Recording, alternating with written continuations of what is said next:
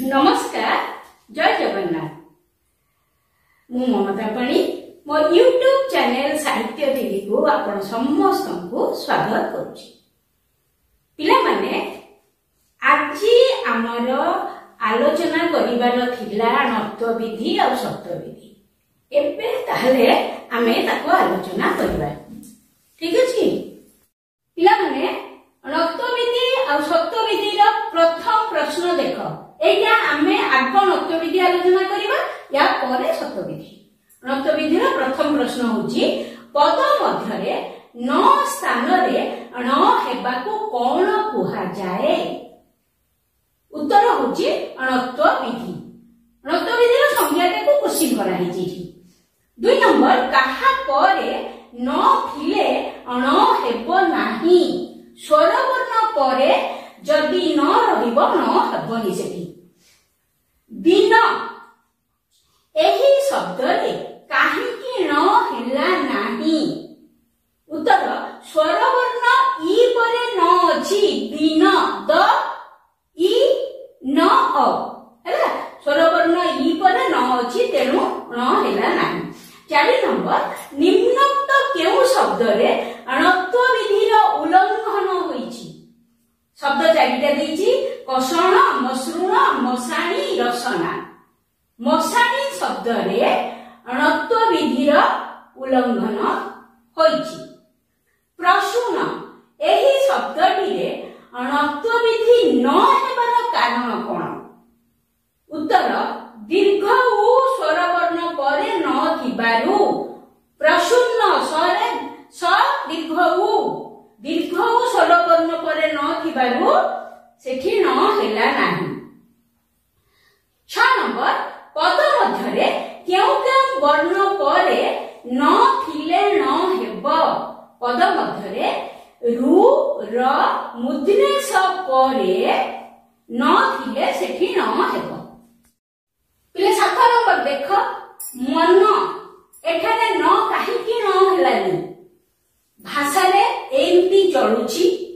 तापर द्वितीय रे कोन हला ना स्वर वर्ण परे न थिबारु एठी न हेला नाही। 8 नंबर भाषण एठाने काहेकि न होईछि। उत्तर मुद्रेश परे न थिबारु एठी हमें कहिले रु र मुद्रेश परे सेमती भाषण रे कोन हेछि मुद्रेश परे न थिबारु सेटा न हिला। रु र मुद्रेश परे अन्य वर्णर व्यवधान थिले कोन हेबो।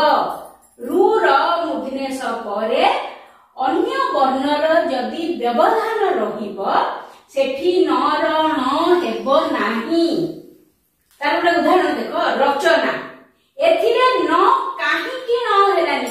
आमे तो जानिथिले र परे न रहिले न हबो किंतु काहेकि हेलानी। एठी कोन हेछि ना अन्य वर्णर व्यवधान अछि। एठी च गोटे अलगा वर्ण रहि गला न पूर्वरु च रहि गला बा र परे च रहिला। निम्नलिखित केउ शब्द रे न स्वाभाविक भाव रे रहिछि। रुक्मिणी दारुण रावण हैराण। एठी हैराण शब्दटी रे न स्वाभाविक भाव रे रहिछि। 12 नंबर केउ केउ वर्गर व्यवधान थिले मध्य न र न हुए। माने को वर्गर व्यवधान एठी हमें पढिले जे वर्णर व्यवधान थिले कोन हबो। एठी देखो आमे एठी पढिचंती न र काहेकि न होनी। वर्णर व्यवधान थिले न र न होबनी किंतु को वर्णर बा को वर्गर व्यवधान थिले मध्य न र न हुए। क वर्ग क ख ग घ म। प वर्ग प फ ब भ म। एई दीटा वर्ग प वर्ग क वर्गर व्यवधान थिले मध्य न र न होबो। 13 नंबर ज य व ह वर्णर व्यवधान थिले न र कोन होबो। न र अण होबो। मार्गण एठारे र ओ न मध्यरे केउ वर्ण व्यवधान अछि। मार्ग ଅଛି କ ବର୍ଗର ଗ, କ ବର୍ଗରେ କ ଖ ଗ ଘ ङ, କ ବର୍ଗର ଗ ବ୍ୟବଧାନ ଅଛି। ବିଦୀର୍ଣ୍ଣ, ଏହି ଶବ୍ଦରେ କେଉଁ ବର୍ଣ୍ଣ ପରେ ଣ ଅଛି? ତମକୁ ହଠାତ୍ ଲାଗିବ ତମେ ଲେଖିଦବ ଦି ପରେ ନ ଅଛି, ନା, ବିଦୀର୍ଣ୍ଣରେ ଉତ୍ତର ହବ ର ପରେ, ବିଦୀର୍ଣ୍ଣ ର ଉଚ୍ଚାରଣ ହେଉଛି ବିଦୀର୍ଣ୍ଣ, ର ପରେ ଣ ଅଛି। 16 ନମ୍ବର ଅପରାହ୍ନ, ଏଠାରେ ନତ୍ୱବିଧିର କାରଣଟି କଣ? ଏଠାରେ ନ ପୂର୍ବରୁ ହ ଅଛି। ଏଠି ଆମେ ଦେଖିଥିଲେ ଏଠି କୋଉଠି ତମକୁ ଦେଖେଇଥିଲି ନ ପୂର୍ବରୁ ହ ଅଛି, ତେଣୁ ଏଠାରେ ଅଣତ୍ୱବିଧି ହବ। ଏଠି ହ ବ୍ୟବଧାନ ଅଛି। 17 ନମ୍ବର ଦୈନ୍ୟ, ଏହି ଶବ୍ଦର ବର୍ଣ୍ଣ ରୂପ ଲେଖ। ଏହି ଶବ୍ଦର ବର୍ଣ୍ଣ ରୂପ ହେଲା ଦ, ଐ, ନ, ୟ, ଅ। ବର୍ଣ୍ଣ ରୂପ କୋଉ କୋଉ ଅକ୍ଷର ମିଶିକି ଶବ୍ଦଟା ହଉଛି। ସେମିତି ପ, ର, ଅ, ସ, ଦୀର୍ଘ ଉ, ନ, ଅ, ଏହି ବର୍ଣ୍ଣର ଶବ୍ଦ ରୂପ, ଏତିକ ଅକ୍ଷର ମିଶିଲେ କୋଉ ଶବ୍ଦ ହବ? ପ୍ରଶୂନ୍ନ। ଏବେ ଆମେ ଶବ୍ଦବିଧି ଆଲୋଚନା କରିବା। ପଦ ମଧ୍ୟରେ ଦନ୍ତେଶ ସ୍ଥାନରେ ମୂର୍ଧନ୍ୟଷ ହେବାକୁ କଣ କୁହାଯାଏ? ଶବ୍ଦବିଧି।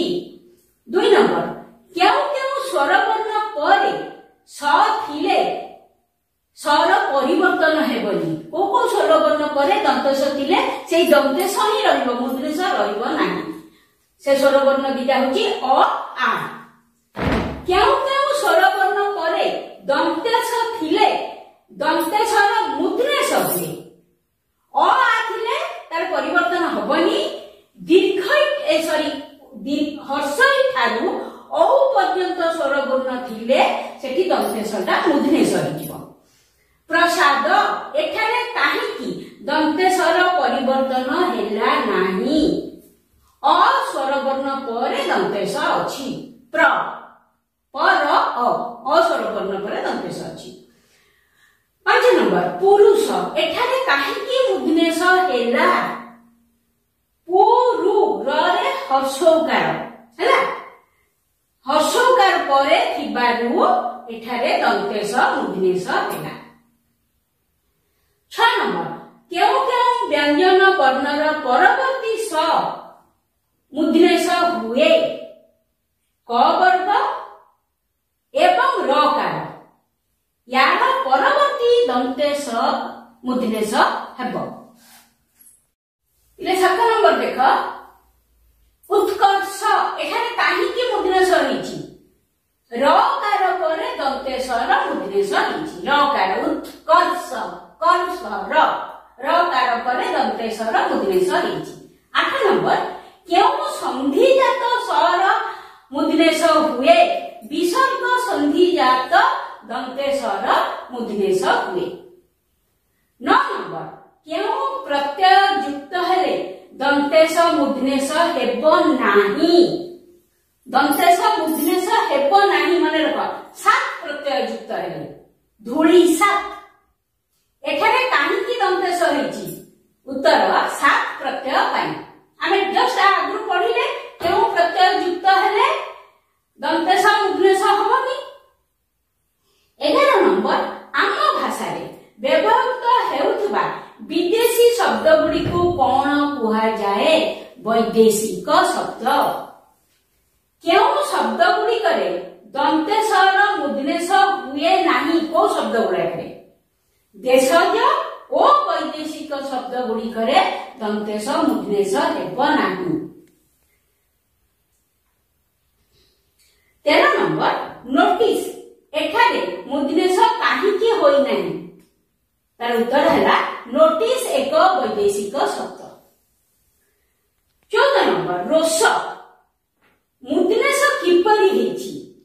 ରୋଷରେ ମୂର୍ଧନ୍ୟଷ ସ୍ୱାଭାବିକ ଭାବରେ ଅଛି।